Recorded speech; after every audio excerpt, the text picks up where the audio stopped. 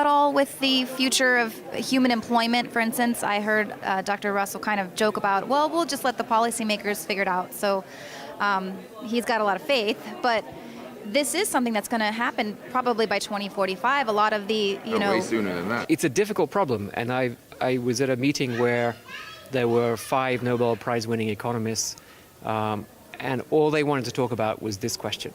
What's the future of employment and the structure of the economy when most of what we call work now is being done by robots? And unfortunately, even though that was what they really cared about, they had no suggestions. You go to Japan and there's no one taking your order. You go to a vending machine and you order it. And obviously the Japanese economy has dealt with that. Sapiens Plurum means the wisdom of many. And it is an organization designed to look out for the interests of humankind as technology develops. Because I agree with you that technology is a very powerful force that humans have created, but will humans continue to control it? The unfortunate thing is that we kind of get used to hell. There are lots of things about our current world that someone 500 years ago would think of as a vision of hell, but we're kind of used to them. And fighting to keep our... I must work in a cubicle 12 hours a day. How dare you make my life easier with AI? Most researchers, most of my friends in the AI field used to think that, well, it's not going to happen in my lifetime, so it's a waste of time to think about it now. But we're seeing in 2015 now that a lot of things are happening that people thought were going to take much longer. And a lot of people are saying, well, maybe these things are going to happen actually in our careers. So now would be a great time to really start looking into them. Could a weapons system blow up the world?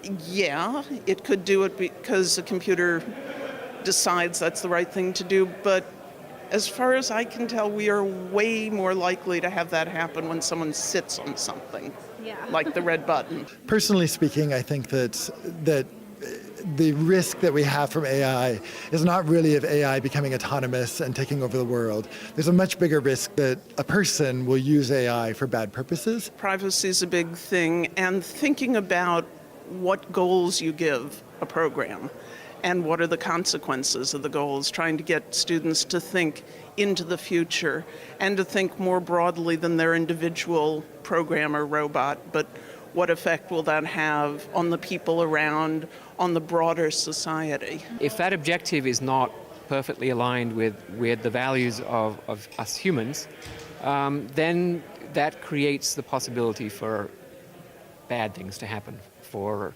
that, in some sense, is the definition of conflict. And getting into a conflict with systems that are more capable than we are doesn't sound like a good idea.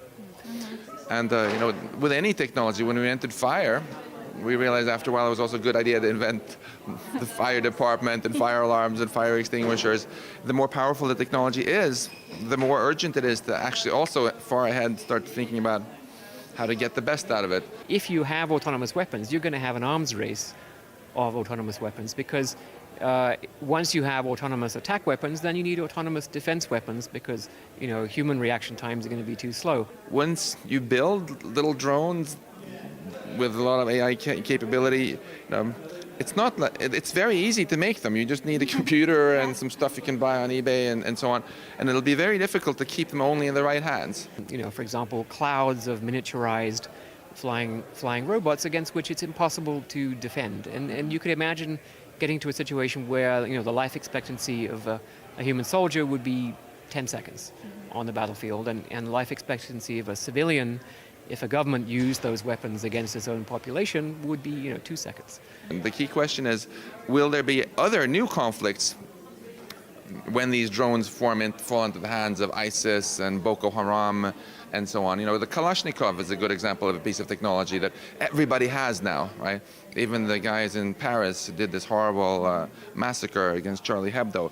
If weaponized drones become the new Kalashnikovs and everybody has them, I think that's really a net loss for humanity. I think we're going to see way more violence. So we have to be very careful, I think, to distinguish between fears about autonomous AI suddenly rising up, overcoming its programming, which is an unlikely scenario, and people deciding to use AI for purposes that are either unethical or basically do not value human life in the way that we should. And you could wipe out every inhabitant of a city in a few minutes for a few $1 million. This is just not a direction that I think we should go. So I don't think robots are going to decide to destroy the world.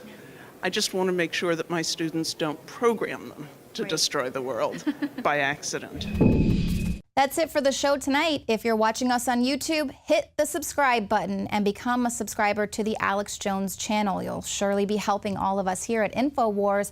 And then if you go to prisonplanet.tv, you can sign up for a subscription there as well. It's only $29.95 a year. That's about $2.50 a month. And you can share your username and password with up to 20 people at the same time. So go ahead and go get that today. It's got 18 years worth of content that you won't find on YouTube. That's it for the show tonight. We'll see you here tomorrow at 7 p.m. Central.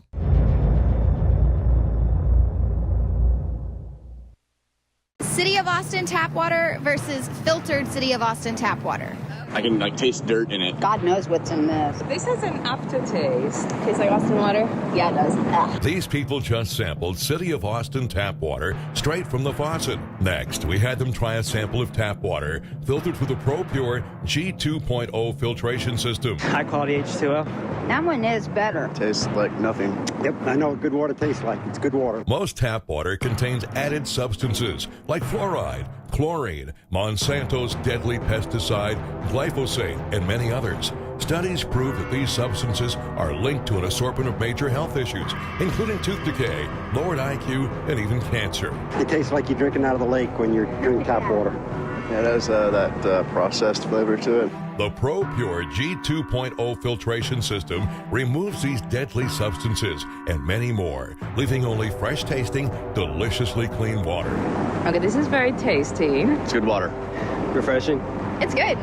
Go to InfoWarsStore.com today. Use promo code WATER and save 10% off your ProPure purchase. Again, that's InfoWarsStore.com or call 1-888-253-3139. You are watching the InfoWars Nightly News, which airs 7 p.m. Central at InfoWarsNews.com. And your support is helping us defend liberty worldwide.